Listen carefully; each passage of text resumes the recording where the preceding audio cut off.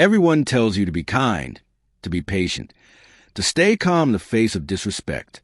But no one warns you about the silent battlefield you walk into every time you deal with people. Most individuals don't raise their voice, don't insult you openly, don't strike with force. They strike with precision. They watch you not to appreciate you, but to measure you, your insecurities, your need for validation, your fear of being disliked. They wait for the crack in your armor, and the moment they find it, they press, gently at first, then ruthlessly. This world doesn't function on fairness or mutual respect. It runs on subtle power dynamics. Unspoken contests of dominance where those who hesitate, those who explain themselves too much, those who crave harmony become the easiest targets. Your sincerity becomes an entry point. Your honesty becomes a weapon in their hands. And your desire to be understood becomes a rope they use to pull you where they want. Philosophers like Machiavelli never romanticized human interaction. They understood a simple truth. Predictable people are easy to control. Virtuous people, if they stay naive, are easy to break. And those who always choose transparency over strategy rarely survive the psychological games of others. This first section is not here to comfort you. It is here to wake you up. You're entering a landscape where appearances lie, where smiles hide agendas, and where silence carries more meaning than words. To navigate it, you cannot remain reactive. You must become observant, calculating, deliberate. From this moment on, you stop trying to prove anything. You watch. You analyze. You let others reveal themselves first. Power begins when reaction ends, and this is the threshold you are about to cross. Before you can control any interaction, you must understand the strange truth at the core of human behavior. Most people don't want a conversation. They want a reaction. They want confirmation that they can influence you, even if that influence takes the form of irritation, defensiveness, or insecurity. When someone provokes you, what they are really testing is simple. Can I shape your emotional state?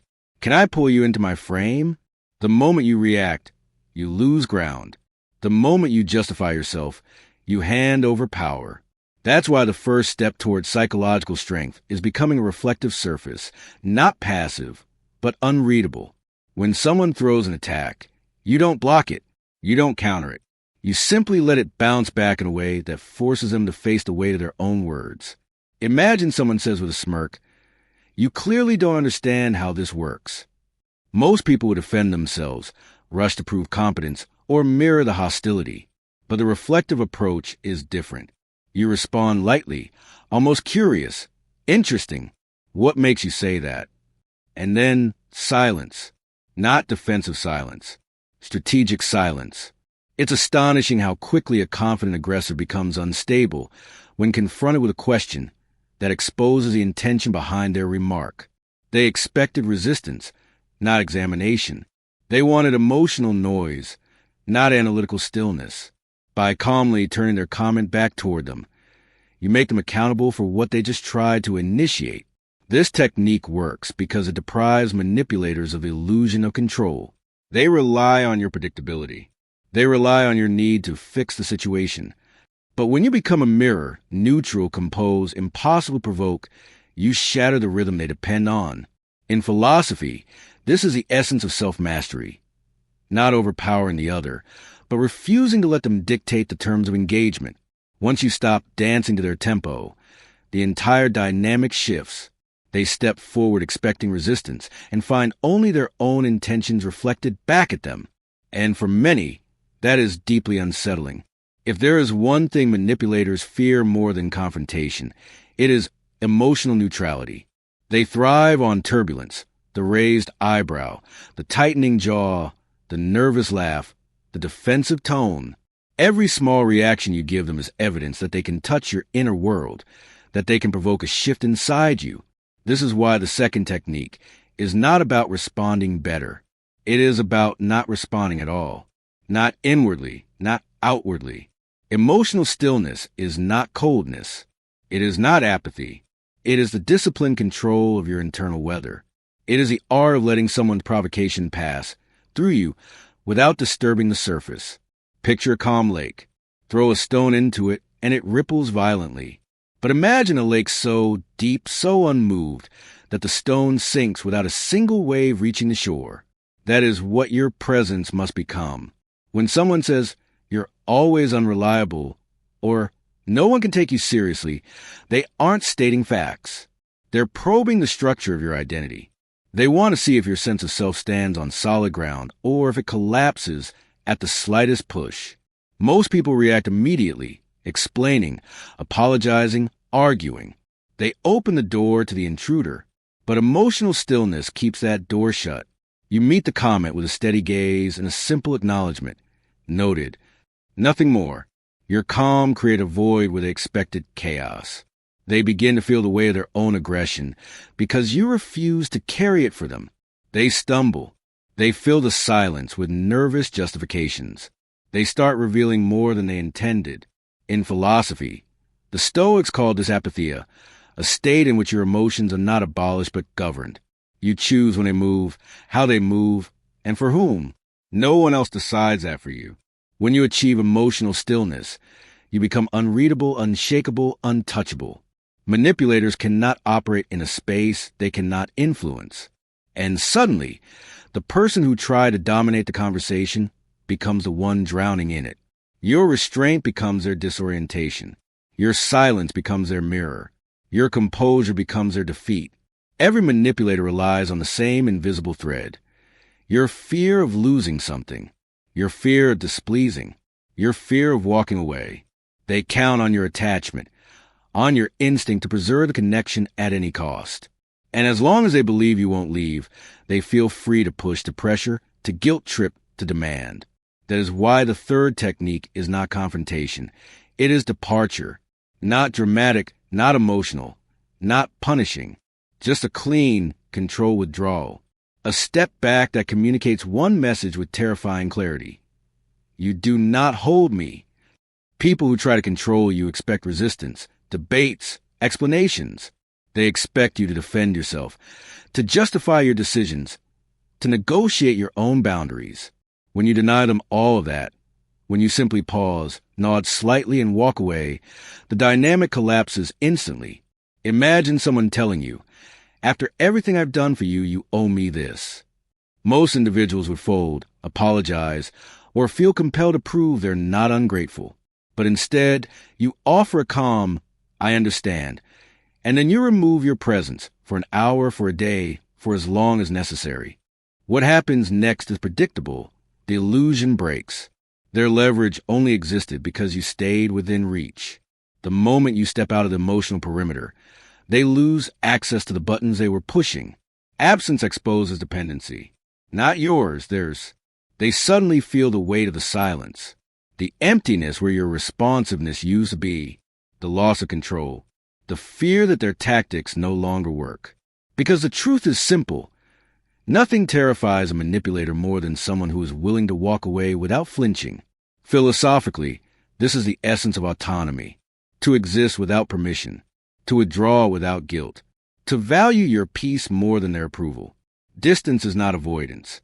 It is a declaration of sovereignty. When you master the power of absence, you no longer need to raise your voice, argue, or assert your worth. Your silence becomes your boundary. Your disappearance becomes your statement. Your indifference becomes a force that fractures their control. And when you return, if you choose to return, the entire landscape of the relationship has changed. You are no longer the one being measured. You are the one setting the terms. Influence doesn't always come from force. In fact, the most effective form of control is subtle, making someone seek your approval without ever asking for theirs. Manipulators understand this instinctively. They offer exaggerated praise, strategic compliments, or sudden guilt trips to place you in their debt. Their goal is simple, to pull you into their emotional orbit so that your sense of worth begins to depend on their reactions. But here lies the fourth technique. You remove the reward they are hunting. When someone flatters you with suspicious enthusiasm, you're the only one who really understands things. Or, honestly, you're the best at this. Most people melt, smile, or open up. That split second of pride makes them vulnerable. It grants the other person a subtle advantage.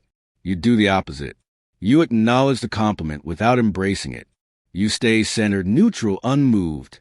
A soft nod, a brief perhaps, then a seamless shift to another subject. This tiny disruption breaks the cycle instantly. Their praise no longer gives them access to you, and their plan dissolves. Suddenly, you are the one they want to impress, because your lack of reaction suggests that your standards are higher, harder to reach, carved from your own measure of value rather than theirs. And when they try guilt instead, after all I've done for you, you remove the emotional hook with a calm, unbothered response. I hear you, but this time my answer is no. No justification. No emotional negotiation. Just clarity. What happens next is fascinating. Their psychological leverage fails. They feel compelled to regain footing, to adjust, to seek your recognition, because you have shown that your attention is not a currency they can manipulate. It is something they must earn. In classical philosophy, this is a form of inner sovereignty, refusing to let others define your worth, your place, or your identity. Power shifts not through dominance, but through selective acknowledgement. When you stop giving your approval so easily, others instinctively try to earn it. When you stop reacting to praise or guilt, they lose the ability to steer you. And when you become the one who sets the emotional value in the conversation, the entire dynamic turns upside down. This is not manipulation. It is reclamation. Your validation becomes rare and therefore powerful. And once they realize they can't control you, they start doing something unexpected. They start adjusting to you. Every attempt to manipulate you relies on one simple assumption, that they can predict you, predict your fears, predict your reactions, predict what you will defend, what you will explain, what you will rush to clarify. Predictability is the foundation of every psychological trap. The clearer your intentions, the easier you are to control. This final technique is not about speaking with precision. It's about speaking with intention and ambiguity. You learn to reveal nothing unless you choose to. You become a moving target in a landscape where everyone expects you to stand still. When someone pushes for an answer, so what do you really think? Most people feel cornered. They panic, fill the silence, reveal more than they meant to, but you, instead, embrace the fog. It depends. I'm still considering it. We'll see. Not evasive, not afraid, simply unreadable. Your vagueness isn't a lack of clarity. It is a deliberate choice to withhold the map of your mind. And the more they insist, the more their own intentions spill into the space you leave open. They talk, they guess, they over-explain, they try to decode you. But every attempt reveals more about them than about you. Humans hate voids. So when you leave one, they rush to fill it with their assumptions. And each assumption exposes their insecurity, their desire, their agenda. Your silence becomes a lantern, revealing what they try to hide. To be an enigma is not to be distant. It is to choose which parts of yourself are visible. You share in fragments, not in full pages. You speak in outlines, not confessions. You become the observer who reveals nothing yet understands everything. Philosophers have long argued that power belongs to those who control perception, not through deception, but through selective revelation. When people no longer know what motivates you, they stop trying to manipulate your motives. When your emotions stop showing on the surface, they stop trying to provoke them. When your intentions remain undefined, they stop trying to predict your moves.